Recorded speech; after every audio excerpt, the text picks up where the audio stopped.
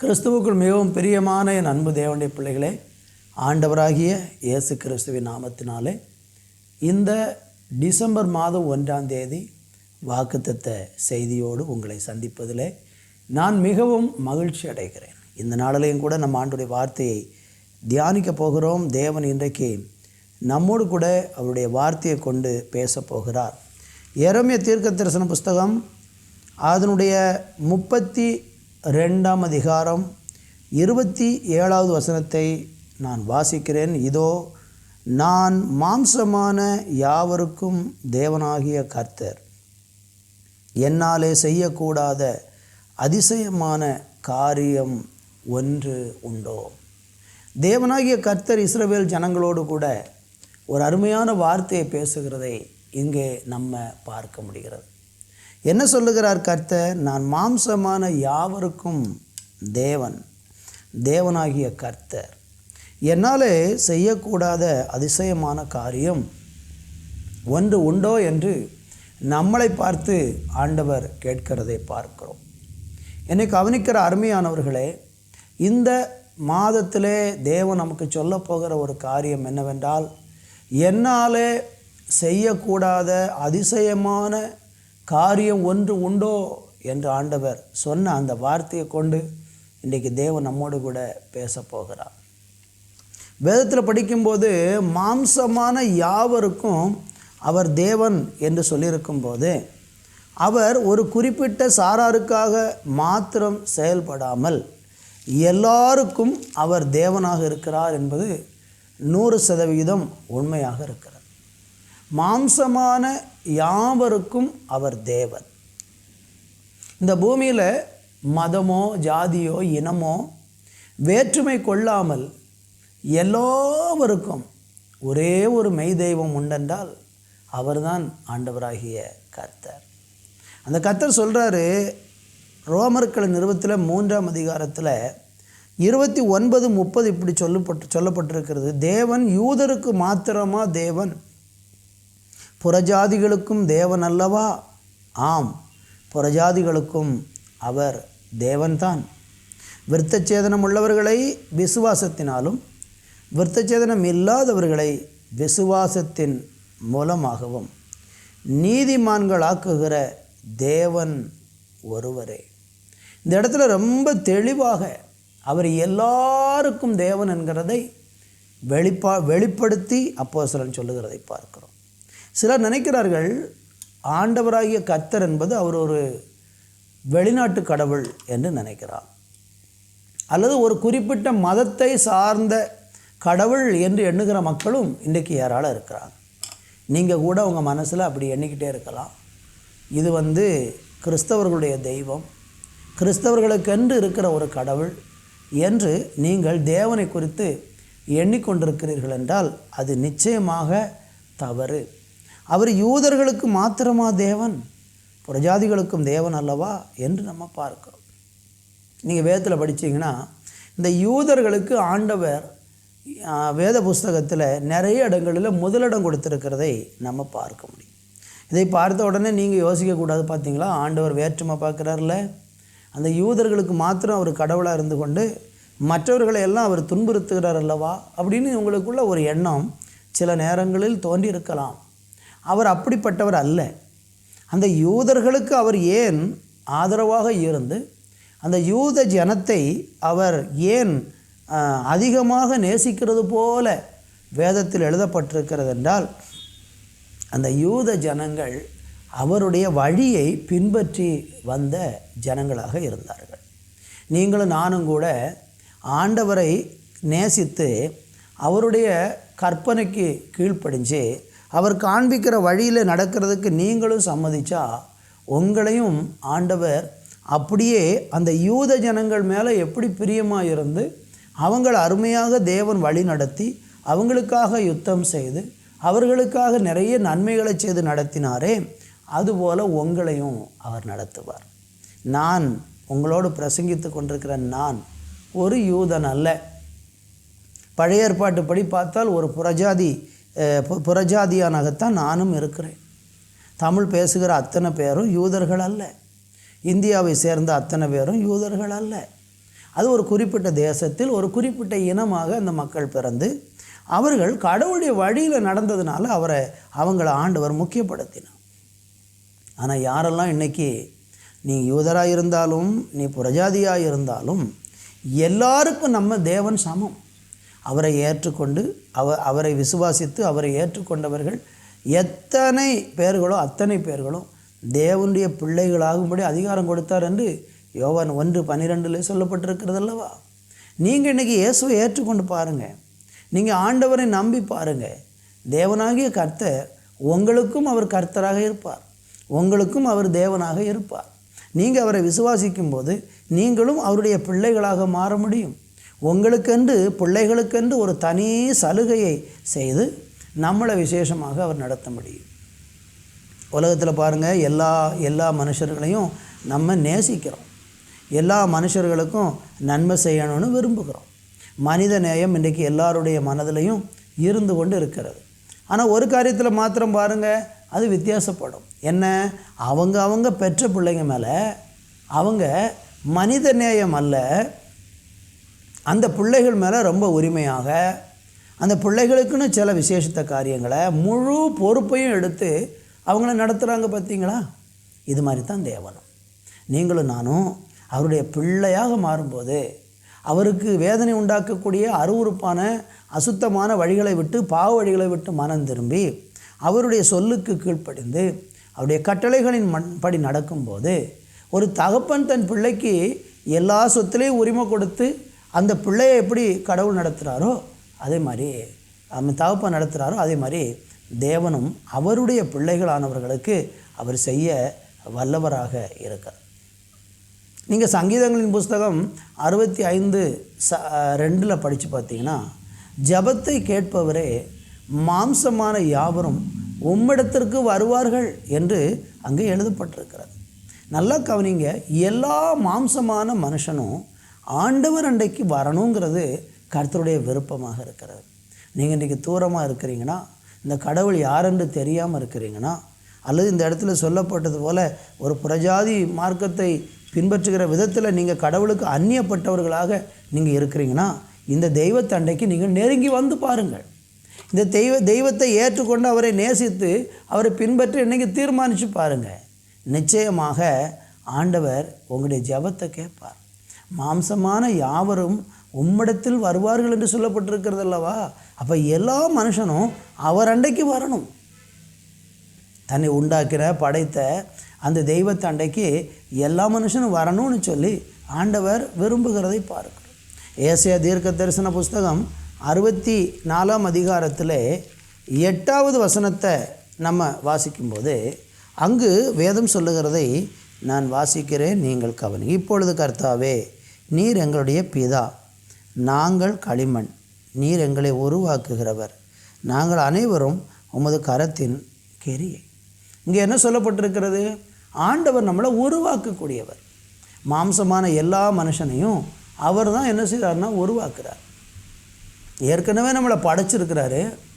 இந்த பூமியில் படைச்சதுக்கப்புறம் அவர் நம்மளை என்ன செய்வார்னா அவருக்கு பிரியமான வழியில் நடக்கிறதுக்கு நம்மளை உருவாக்குவார். அதற்கு ஆண்டவர் பலவிதமான பாடுகள் கஷ்டங்களின் மத்தியில் நம்மளை உருவாக்கி அவருக்கு பிரயோஜனமாக அவர் விரும்புகிற பிரகாரமாக அவருடைய சித்தத்தை செய்கிற விதத்தில் தேவன் நம்மளை இந்த நாட்களிலே நடத்த விரும்புகிறார். அவர் நம்மளை உருவாக்குறதற்கு இந்த மாம்சமான யாவர் மேலும் அவருக்கு அதிகாரம் இருக்கிறது. கர்த்தருக்கு ஸ்தோத்திரம். நீங்கள் ஆதியாகமம் புஸ்தகம் 6:3 படித்தீங்கன்னா, பூமியில் இருக்கிற மனுஷனை குறித்து ஆண்டவர் சொல்கிறாரு, மனுஷன் மாம்சந்தானே, அவனோடு நான் போராடுவதில்லை அப்படிங்கிறார். மனுஷன் பாவம் செய்யும்போது தேவனுடைய இருதயம் ரொம்ப வேதனைப்படுகிறது. உடனே கர்த்தர் என்ன செஞ்சார்? ஆதியாகமம் புஸ்தகம் 6ஆம் அதிகாரத்தில் நோவாவின் காலத்தில் ஜலப்பிரளயத்தினால மனுஷர்களை எல்லாம் என்ன செஞ்சார்னா அழித்து போட்டார். காரணம் என்ன? சகல மாம்சமான யாவருக்கும் அவரே தேவன். அவருக்கு இந்த மனுஷன் மேலே முழு அதிகாரம் இருக்கிறது. அவனை உருவாக்குறதற்கு அதிகாரம் இருக்குது, அவனை அழித்து போடுறதுக்கும் அவருக்கு அதிகாரம் இருக்குது. அதை நாம் ஒரு நாள் என்ன செய்ய முடியாது என்றால் கேள்வி கேட்கவே முடியாது. மனுஷனை ஏன் ஆண்டவர் அழிக்கணும்? ஏன் பூமியில் மனுஷன் திடீரென்று அழிஞ்சு போகிறான்னா, பைபிள் தெளிவாக நமக்கு சொல்லுகிற ஒரு விஷயம், மனுஷன் தன்னுடைய பாவத்தினால தான் அழிஞ்சு போகிறான். நோவா காலத்தில் முழு மனிதர்களும் அழிக்கப்பட காரணம் என்ன? பயங்கரமான பாவம். மனிதர்கள் பாவத்தில் தங்களை கெடுத்து கொண்டார்கள். அவருடைய இருதயத்தின் தோற்றம் நித்தமும் பொல்லாததென்று தேவன் கண்டு மனஸ்தாபப்படுகிறார் என்று வேதம் சொல்லுகிறது. அப்போ இன்றைக்கி மனுஷனுடைய அழிவுக்கு காரணம் அவனுடைய பாவமாக இருக்கிறது. கர்த்தருக்கு மகிமை உண்டாகட்டும். யோபின் புஸ்தகத்தில் 12ஆம் அதிகாரம் 10வது வசனத்தை நம்ம வாசிக்கும்போது அங்கே கர்த்தர் ஒரு காரியத்தை சொல்லுகிறார். நான் அதை உங்களுக்காக வாசிக்கிறேன். சகல பிராணிகளின் ஜீவனும் மாம்சமான சகல மனுஷரின் ஆவியும் அவர் கையில் இருக்கிறார். எல்லா மனுஷனுடைய ஜீவனும் உயிரும் ஆண்டவருடைய கையில் தான் இருக்கிறது. அழகாக சொல்ல, பிராணிகளின் ஜீவனும் மாம்சமான மனுஷனுடைய ஆவியும் ஆண்டவருடைய கையில் தான் இருக்கிறது. அப்படின்னா பாருங்கள், எல்லாருடைய ஜீவனும் உயிரும் கடவுளுடைய கரத்தில் ஆமென் அடக்கப்பட்டிருக்கிறது, வைக்கப்பட்டிருக்கிறது. அதில் 34:15 கூட நான் உங்களுக்காக வாசிக்கிறேன். 34:15 இப்படி சொல்லுகிறது, அப்படியே மாம்சமான யாவரும் ஏகமாய் ஜீவித்து போகும், மனுஷன் தூளுக்கு திரும்புவான். அருமையானவர்களே, மனுஷன் எப்படி இருக்கிறான் பாருங்கள். அவன் ஜீவித்து போய் மனுஷன் தூளுக்கு திரும்புகிற விதத்தில் மனுஷனுடைய நிலைமை அவருடைய கரத்தில் இருக்கிறது. கர்த்தருக்கு மகிமை உண்டாகட்டும். எனவே அருமையான தேவனுடைய பிள்ளைகளே, நம்ம எல்லாரும் ஒரு மாம்சமான மனுஷர்கள் தான்.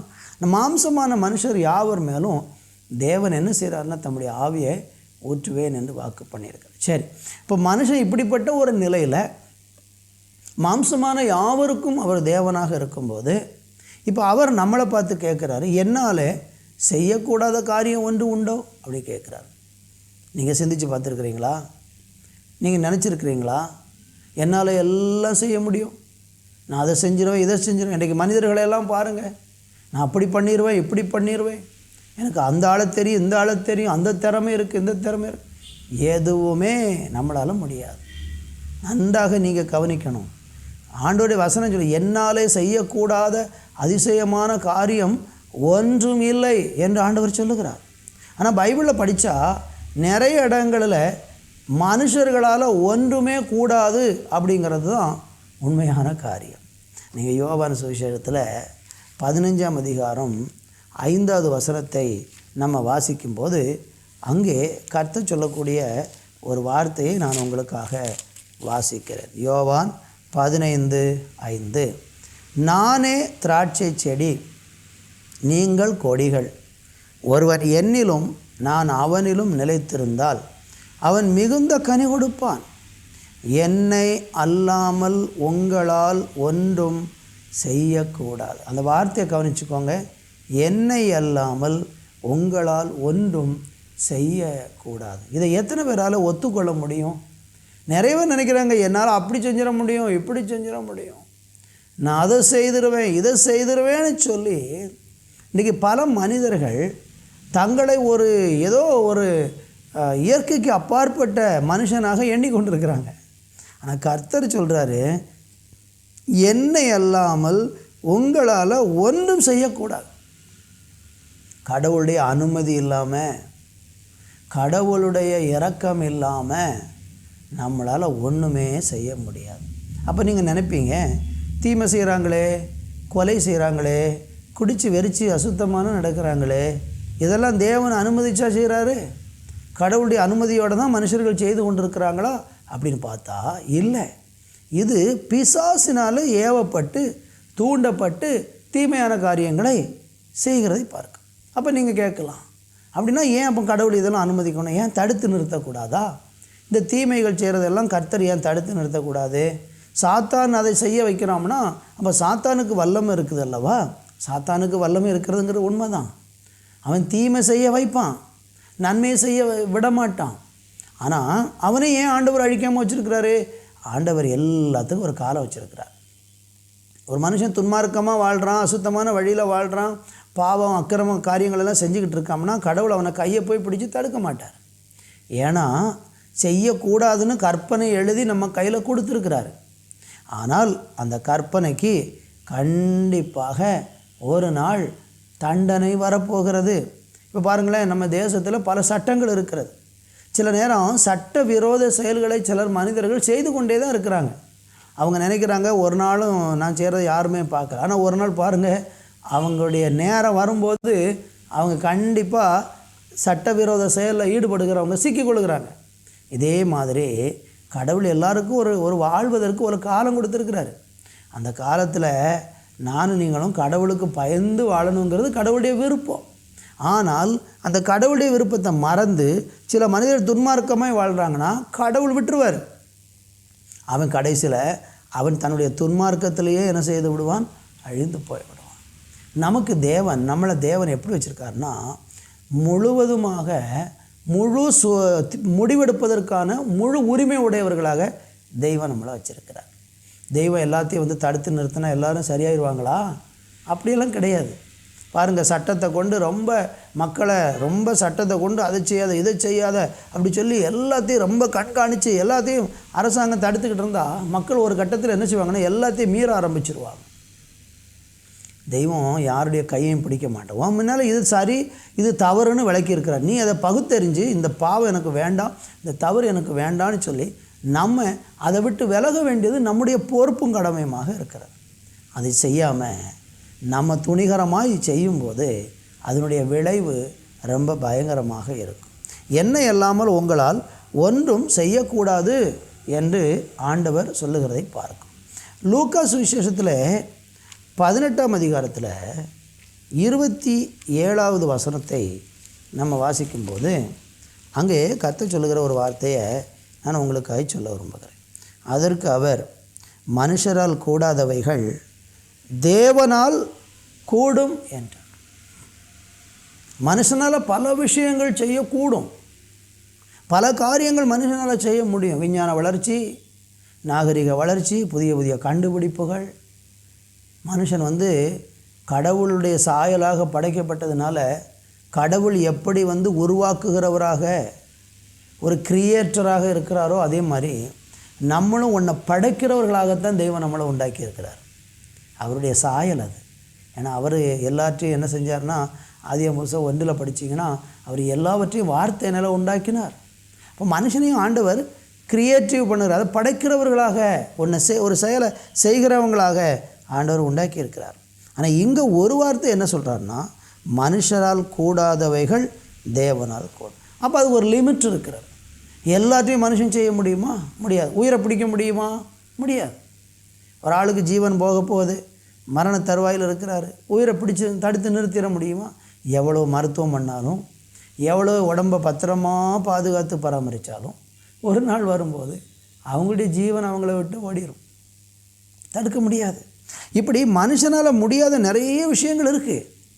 ஆனால் இங்கே ஒரு விஷயம், மனுஷரால் கூடாதவைகள் தேவனால் கூடும்னு சொல்கிறாரு. அப்போ அந்த மனுஷனால் கூடாதவைகள் என்ன என்று நீங்கள் பார்த்தீங்கன்னா, ஐஸ்வர்யவான்கள் எல்லாரும் ஐஸ்வர்யவான்களை பார்த்து ஆண்டவராகிய இயேசு சொல்கிறாரு, ஐஸ்வர்யம் உள்ளவர்கள் தேவனுடைய ராஜ்யத்தில் பிரவேசிப்பது எவ்வளவு அரிதாக இருக்கிறது அப்படின்னு சொல்கிறாரு. அப்படின்னா பணக்காரங்க பரலோகத்துக்கு போக மாட்டாங்களா? போக முடியும். கர்த்தருக்கு பயந்து அவருடைய வழியில் நடந்து அவருடைய சித்தத்தை செஞ்ச ஐஸ்வர்யவான்கள் பரலோகம் போக முடியும். ஆபிரகாம் ஒரு பெரிய ஐஸ்வர்ய சம்பன்னர், பரலோகம் போனார், நித்திய ராஜ்யத்துக்குள்ளே பிரவேசித்தார். இப்படி நிறைய பேரை பற்றி இருக்கிறது. ஆனால் ஒரு ஐஸ்வர்யவான் பரலோகத்திற்கு போக முடியாதுன்னு சொன்ன உடனே சீசர்கள் கேட்குறாங்க, அப்படியானால் யார் ரட்சிக்கப்படக்கூடும் அப்படின்னு கேட்குறாங்க. அதுக்கு தான் இயேசு மறுபடியும் சொல்கிறாரு, மனுஷரால் கூடாதவைகள் தேவனாலே கூடும். ஒரு மனுஷனை ரட்சிக்க ஒரு மனுஷனால் முடியாது. அதைத்தான் இங்கே ஆண்டவர் சொல்கிறார். அருமையான தேவனுடைய பிள்ளைகளே, மனுஷரை ரட்சிக்கிறதுக்கு ஒரே ஒருத்தர் தான் இந்த உலகத்துக்கு வந்தார். எதிலிருந்து ரட்சிக்க? பாவத்திலிருந்து நம்மளை ரட்சிக்கிறதுக்கு இந்த பூமிக்கு வந்த ஒரே ஒருவர் அவர்தான் கர்த்தராகிய தேவன். மனுஷனுடைய பாவம் போக்குறதுக்கு இன்றைக்கி உலகத்தில் மனிதர்கள் பல இடங்களுக்கு போகிறாங்க. பல புண்ணிய ஸ்தலங்களில் போய் நீராடினா பாவம் போயிடும் அப்படின்னு நினைக்கிறாங்க. தவறெல்லாம் செஞ்சுட்டு அந்த செஞ்சதுக்கெல்லாம் பிராயச்சித்தமாக கொஞ்சம் பணத்தை கொண்டு போய் உண்டியலில் போட்டால் எல்லாம் சரியாயிரும்னு நினைக்கிறாங்க. முடியாது. ஒரு மனுஷன் தன்னைத்தானே ரட்சித்து கொள்ளவே முடியாது, தன்னைத்தானே காப்பாற்றி கொள்ளவும் முடியாது. அவன் இன்றைக்கி பாவம் செய்வான், நாளைக்கு பாவம் செய்யாமல் இருப்பான், நாளை மறுநாள் மறுபடியும் பாவம் செய்வான். இவன் பாவம் செய்கிறதுனால பாவியாக இருக்கலை, இவன் பாவியாக பிறந்ததுனாலேயே இவன் பாவம் செய்கிறான். பாவம்ங்கிறது மனுஷனுடைய சரீரத்தில் இரத்தத்தில் பிறக்கும் போதே வந்து விடுகிறது. பிறந்த பிறகு அவன் பாவம் செய்யலாம். அவன் கிரியை செயல்னால அவன் பாவியாகலை, அவன் பாவியாக பிறக்கிறதுனாலே செயல்கள் செய்கிறான். அப்போ பாவியாக பிறந்த ஒரு மனுஷன் இந்த பூமியில் வாழும்போது அந்த பாவத்திலேயே வாழ்ந்து பாவத்திலேயே நடந்து அவன் பாவத்திலேயே மரிக்கிறான் என்றால் அவன் பாதாளமாகி நரகத்துக்கு தான் போவான். அப்போ அவனுக்கு ஒரு இரட்சகர் தேவை. அதுக்கு அவனால் எதாவது பண்ண முடியுமா? ஒன்றுமே செய்ய முடியாது. நீங்கள் உங்களை காப்பாற்றி கொள்ள முடியாது. அப்போ நமக்கு ஒரு இரட்சகர் தேவை, நம்மளை பாவத்திலிருந்து மீட்க ஒருவர் தேவை. அப்போ இயேசு இந்த பூமிக்கு வந்தார். மனுஷனுடைய எல்லாருடைய பாவத்தையும் தன்னுடைய தோளிலே சுமந்து நாம் மரிக்க வேண்டிய இடத்தில், நாம் தண்டிக்கப்பட வேண்டிய இடத்தில் இயேசு நமக்காக தண்டிக்கப்பட்டார், நமக்காக மரித்தார், நமக்காக அடக்கம் பண்ணப்பட்டு உயிர்த்தெழுந்தார். அப்போ இயேசு நமக்காக மரிச்சனா நமக்கு என்ன லாபம்? நம்ம செய்த பாவத்துக்கு அவர் மரித்ததுனால நாம் அவரை விசுவாசிக்கும் போது நம்முடைய பாவங்கள் மன்னிக்கப்படுகிறது. என்னை கேட்கிற அருமையானவர்களே, இதுதான் மனுஷரால் கூடாதவைகள் தேவனால் கூடும். ரட்சிக்க தெய்வத்தால் மாத்திரம்தான் கூடும். வேறு யாரும் உங்களுக்கு இந்த உலகத்தில் இரட்சகர் கிடையாது. நீங்கள் எந்த மனுஷனையும் நாடி போகாதீங்க, எந்த தெய்வங்களை நாடி போகாதீங்க. ரட்சிக்கப்பட பாவ விமோசனத்திற்கு ஒரே ஒரு வழி பூமியில் இயேசு கிறிஸ்து மட்டுமே என்பதை நீங்கள் மறந்துவிட வேண்டாம். கர்த்தருக்கு மகிமை. லூக்கா 1:37 படிக்கும்போது தேவனால் கூடாத காரியம் ஒன்றுமில்லை என்று சொல்லப்பட்டிருக்கிறது. இன்றைக்கி நீங்கள் நினைக்கலாம், எனக்கு இந்த பிரச்சனை, எனக்கு இந்த வியாதி, இந்த கடன் அல்லது இந்த போராட்டம், நான் ஓடிடலாமா, நான் தப்பித்து கொள்ளலாமா, நான் என்னால் முடியலையே, எனக்கு யாருமே இல்லைன்னு நீங்கள் நினைக்கிறீங்கன்னா நான் உங்களுக்கு சொல்ல விரும்புகிறேன், தேவனால் கூடாத காரியம் ஒன்றுமே கிடையாது. 100க்கு 100 சொல்கிறேன், தேவனால் முடியாதது ஒன்றுமே கிடையாது. மரித்தவங்களை கூட உயிர் தள்ள பண்ணினார் அல்லவா இயேசு. சூரியனை வானத்தில் ஒரு பகல் முழுவதும் நிறுத்தினார் அல்லவா தேவன். செங்கடலை 2ஆக பிளந்தவர் அல்லவா தேவன். நதியை, யோர்தான் நதி கரை புரண்டு ஓடும்போது அதை குறுக்க தடுத்து நிறுத்தின தெய்வம் அல்லவா. கடலின் மேலே நடந்த தெய்வம் அல்லவா. கர்த்தருக்கு மகிமை. அவர் எல்லாவற்றையும் செய்ய வல்லவராக இருக்கிறார். மார்க்கு சுவிசேஷம் 5ஆம் அதிகாரம் 3-4 படித்து பாருங்கள். அங்கே ஒரு மனுஷன் பிரேத கல்லறையில் அசுத்த ஆவியினாலே பிடிக்கப்பட்டு வாழ்ந்து கொண்டு இருக்கிறான். அந்த மனுஷனை சங்கிலினால் கட்ட யாராலும் முடியலை. அவனை கண்டு எல்லாரும் பயப்படுறாங்க, நடுங்குறாங்க, ஓடுறாங்க. இந்த மனுஷன் என்ன பண்ண போகிறான்னு தெரியாமல் எல்லாரும் தவித்து கொண்டு இருக்கிறாங்க. அந்த சமயத்தில் பைபிள் சொல்கிற வார்த்தையை நான் உங்களுக்கு வாசிக்கிறேன். மார்க்கு 5ஆம் அதிகாரம் 3-4 அவனுடைய குடியிருப்பு கல்லறையில் இருந்தது, அவனை சங்கிலிகளினாலும் கட்ட ஒருவனாலும் கூடாது இருந்தது. பார்த்தீங்களா, ஒருத்தராலையும் முடியலை. அடுத்த வசனம், அவன் அநேகம் தர விலங்குகளினாலும் சங்கிலிகளினாலும் கட்டப்பட்டிருந்தோம்.